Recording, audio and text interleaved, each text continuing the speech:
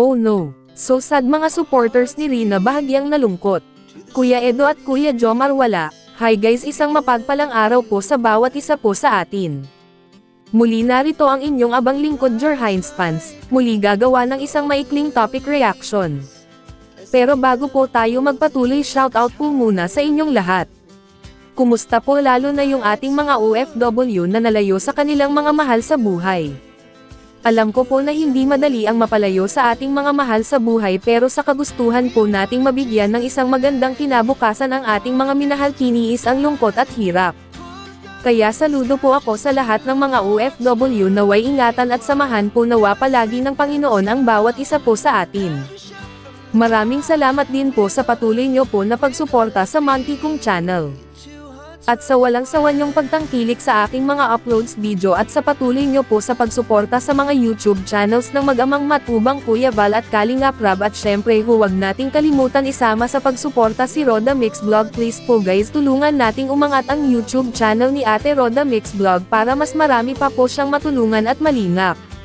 So ito na nga po guys, so sad po talaga dahil medyo bahagyang nalungkot mga supporters ni Rina dahil yung inaasahan nilang mga kuya ni Rina ay wala, lalo na ang Kuya Edo ng ating mahal na Rina.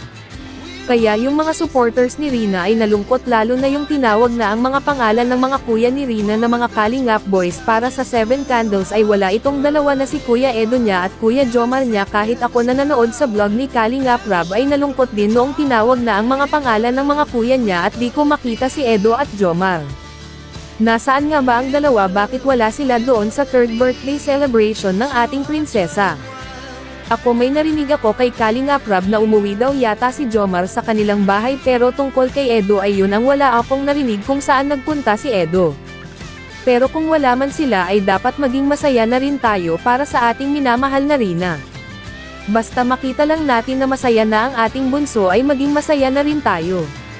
Yun din naman ang nabasa ko sa isang comment section na hayaan na lang natin kung pupunta o hindi si Edo sa ganoong okasyon. Dapat daw huwag na talaga tayong umasa na babalik pa ang Adrian dahil may VNC na daw si Edo. At may nabasa din akong isang comment na kaya daw wala si Edo doon sa birthday party ni Rina ay doon siya kay VNC na may event din yata sila na sumayaw si VNC at na-miss pa daw po ito.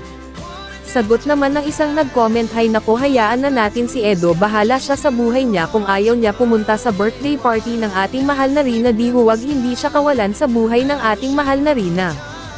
Ang dapat nating tutukan ngayon ay yung pagbabahay ni Rina, ay yung pagpapagamot, yun na lang ang dapat tutukan natin.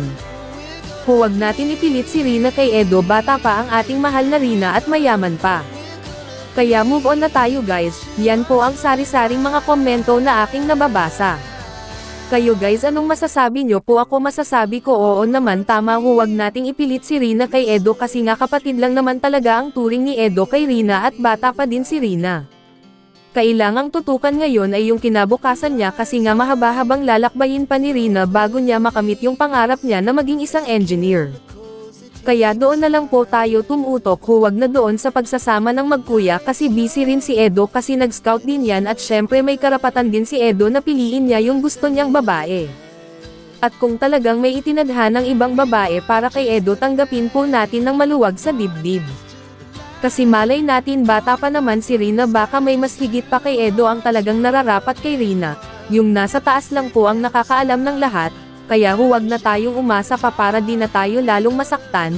Yan lang po ang aking masasabi po muna sa ngayon dahil ayaw kong pangunahan ang kalooban ng Panginoon para kay Rina. Salamat po sa Diyos, hanggang dito na po muna ang ating topic reaction sa araw na ito. Muli maraming salamat po. Good day and God bless everyone.